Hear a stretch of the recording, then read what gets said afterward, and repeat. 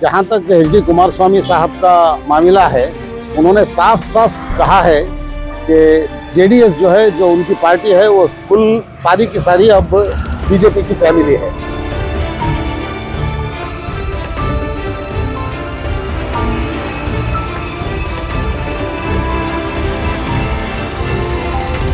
ಪ್ರಮುಖವಾಗಿ Muslim ಮತಗಳನ್ನ target ಮಾಡಿದ್ದಾರೆ ಕಾಂಗ್ರೆಸ್ನವರು.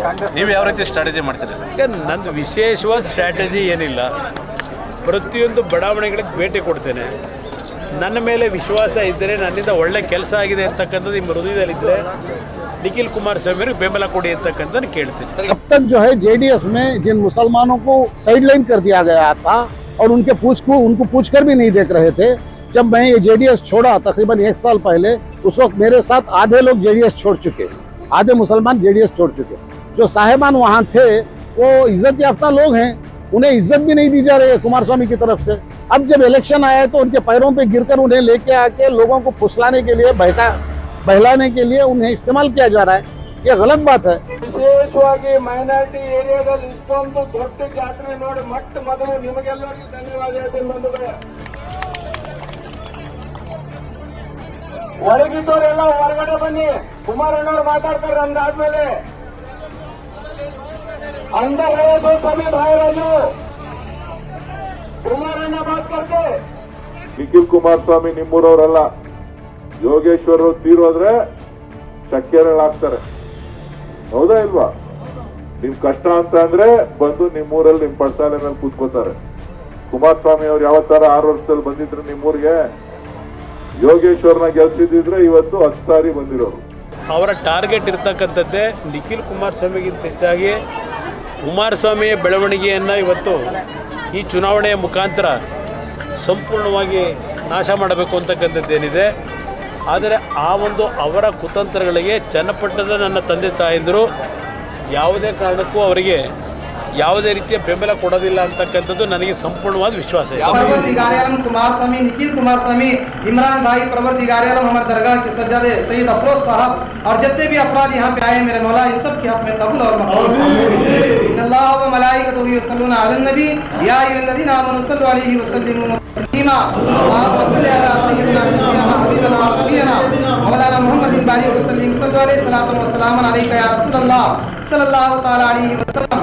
सुभान रब्बिका रब्बिल इज्जति अम्मा यसिफून व सलामुन अलल मुरसलीन वल्हम्दुलिल्लाहि रब्बिल आलमीन। कुमारस्वामी जो बीजेपी में सेंट्रल मिनिस्टर भी हैं, अगर वो दरगाहों को चले जाएंगे या मस्जिदों को चले जाएंगे तो क्या हमारे काम हो जाएंगे? क्या हमारे वक्त की जायदादें बच जाएंगी? क्या हमारे घर पर बुलडोजर चलाएंगे नहीं? बीजेपी किसी भी स्टेट में आती है, बुलडोजर का काम करती है। ಮುಸ್ಲಿಂ ಮತಗಳನ್ನ ಟಾರ್ಗೆಟ್ ಮಾಡ್ತಿದ್ದಾರೆ ಕಾಂಗ್ರೆಸ್ನವರು. ಅವರಿಗೆ ಜನತಾದಳವನ್ನು ಮುಗಿಸಬೇಕು ಅಂತಕ್ಕಂಥದ್ದೇ ಕಳೆದ ಚುನಾವಣೆಯಲ್ಲಿ ಅವರು ಅಸೆಂಬ್ಲಿ ಚುನಾವಣೆಯಲ್ಲಿ ಯಾವ ರೀತಿ ಚುನಾವಣೆ ನಡೆಸಿದ್ದಾರೆ.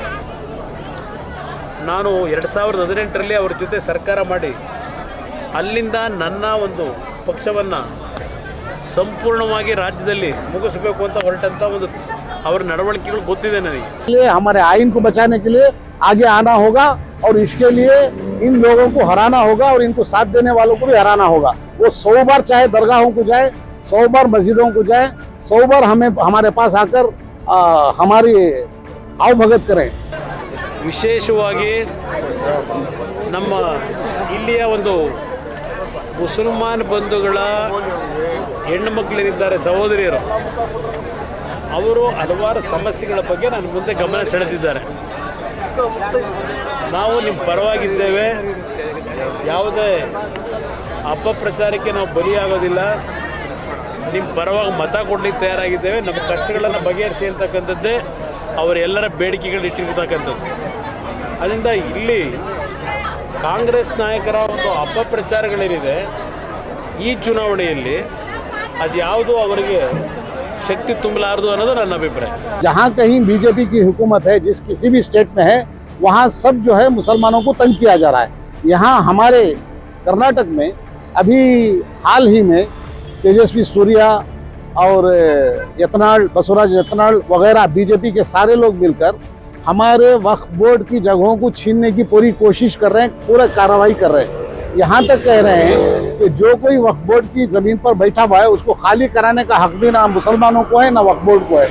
और फिर ये भी कहा जा रहा है कि जितने लोग भी हैं वक्फ बोर्ड की ज़मीन पर नाजायज़ कब्जा है, वो अगर तेजस्वी सूर्या और यत्नाल के पास जाएंगे तो वो खर्च करके उन्हें उसमें रोक के रखेंगे। अभी ये सब क्या दिखा रहा है? साफ साफ हमारी मस्जिदों पर, हमारी दरगाहों पर, हमारी ईदगाहों पर, हमारी कब्रस्तानों पर हमला करना चाहते हैं। और ऐसे लोगों को साथ देने वाले हमारे कुमार स्वामी, जो बीजेपी में सेंट्रल मिनिस्टर भी हैं, अगर वो दरगाहों को चले जाएंगे या मस्जिदों को चले जाएंगे तो क्या हमारे काम हो जाएंगे? क्या हमारे वक्त की जायदादें बच जाएंगी? क्या हमारे घर पर बुलडोजर चलाएंगे नहीं? बीजेपी किसी भी स्टेट में आती है बुलडोजर का काम करती है। ये गलत बात है। मुसलमान को चाहिए कि वो इसका शिकार ना हो। वो चाहे 100 बार दरगाह को फिरे, 100 बार सबके पैरों पे गिरे, तो भी इनको हरा कर भेजना है, वरना हमें बुलडोजर चलाने वाली गवर्नमेंट आने की हमें अंदेशा रहेगा। ನನ್ನ ಮೇಲೆ ವಿಶ್ವಾಸ ಇದ್ದರೆ, ನನ್ನಿಂದ ಒಳ್ಳೆ ಕೆಲಸ ಆಗಿದೆ ಅಂತಕ್ಕಂಥದ್ದು ನಿಮ್ಮ ಹೃದಯದಲ್ಲಿದ್ದರೆ ನಿಖಿಲ್ ಕುಮಾರಸ್ವಾಮಿ ಅವರಿಗೆ ಬೆಂಬಲ ಕೊಡಿ ಅಂತಕ್ಕಂಥದ್ದು ಕೇಳ್ತೀನಿ.